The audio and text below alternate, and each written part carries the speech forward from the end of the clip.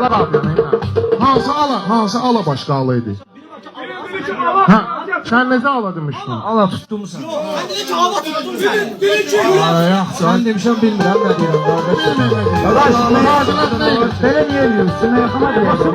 Yaxşını seçdiyəndə, yaxşılar da yaxşını istəyir. Qardaş, mən dediyimi bilirəm də bilmirəm nə deyirəm.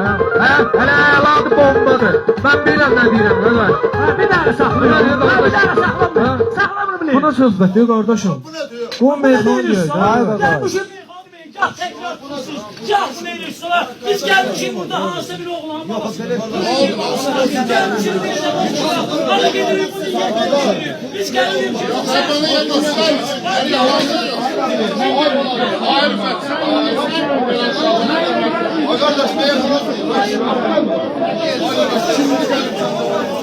Abi ya razı sayanda değil mi?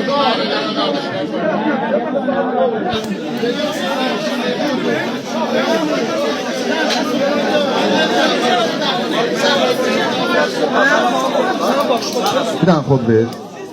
Mən bir dənə üzr istəyirəm, başınıza dönərəm.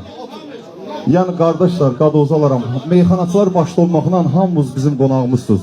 Sizin ehtiraz elədiyiniz şeyləri biz də bilirik, biz də tuturuq. Amma meyxana şansız gül olmur. Meyxananın gözəlliyi oradadır ki, təkrarı ilə, girməyən sözü ilə bu bir yerdə meyxanadır.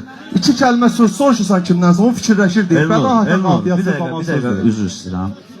Burada hamımız dostluq qardaşıq, gəlmişik kişinin balalarının məclisini şənləndirməyə. Meyxana tarixində bir dənə mənə təkrar eləməyən şairi göstərir, mən dediyim ki, Allah. Ay qardaş, burada təkrar söhbəti deyil. Bu təzə bədiyyə meyxana yaratmaq istəyirlər. O da birincisi alınmadı, ikincisi də alınmayacaq inşallah. Haydi Şah, ay sənin başıma dönüm. Mən 20 ildir meyxana deyirəm, sənin başıma dönüm. Mən bədiyyət demirəm, bu bir, iki... Ay, sənin o rüfət qışqıranların hanı, niyə bu gün yox? Ehtiyac yoxdur rüfət qışqırmağa, Çünki yığıb meyxana gətirdin avtobusla. Mən yığıb gətirmişəm. Yığıb gətirən də zatına lənət olsun. Hə.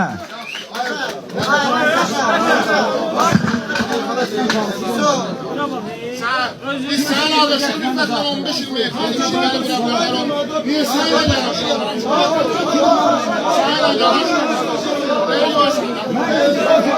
Ay kişi, Çağdabada mən nəsil atıyordum, şimdi işim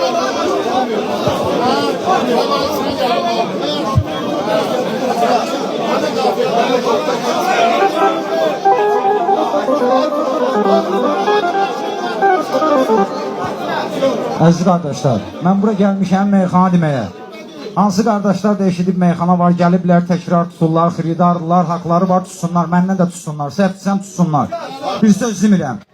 Qaldı ki, bədiyyə söhbəti, meyxana söhbəti, mən meyxana deyənəm.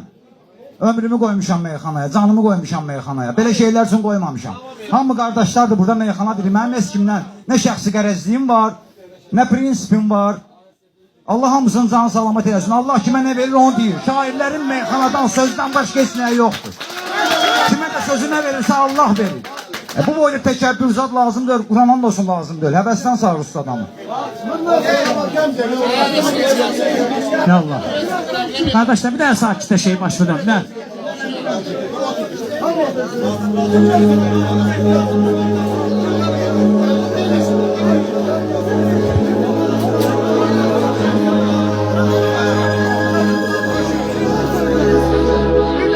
And Allah'a tozu için gəzilir. İçi mən qarışıq, cemaat qarışıq, hamımız vüqar deyirik. Aydın öldü, hamımız aydın deyirik. Məşəd baba öldü, hamımız Məşəd.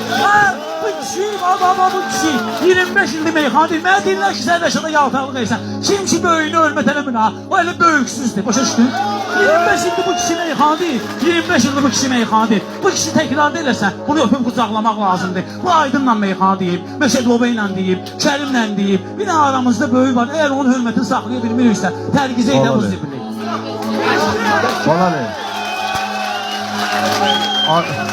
Balali, Allah ona 100 il ömür versin, gözləyirik ki, həyatdan köçsün deyə Rəşaddan yox idi. Biz hamımız abi xeyirliyə danışıq. Onların da mənə kimi qardaşı var, ölməyəcək. Mən birinci dedim Allah 100 il ömür versin.